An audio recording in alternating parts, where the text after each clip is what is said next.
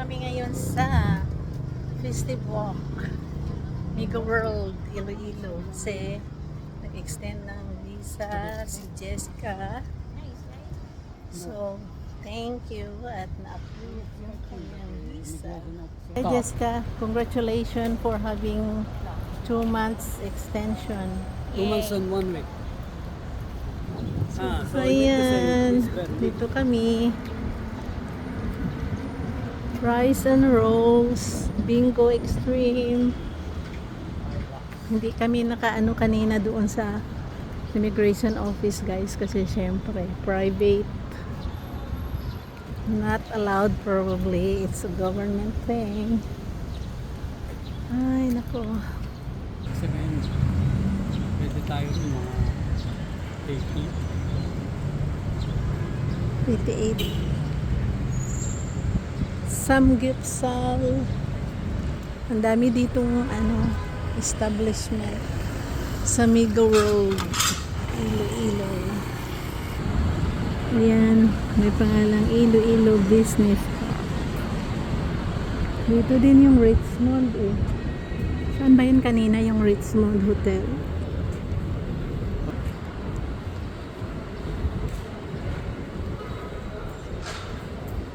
Ayan si Jessica. K-Town. Ayan. So, dito kami nag-park.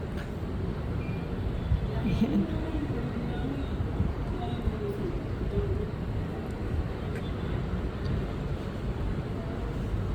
Maulan-ulan. Igor. Ano yung Igor? Ayan guys. So, ayan nga. Tapos na yung extend namin ng visa. Ay medyo mabagal-bagal konti. Kasi nga maraming tao. Hindi kagaya doon sa kabilang immigration na mabilis lang in few minutes tapos na.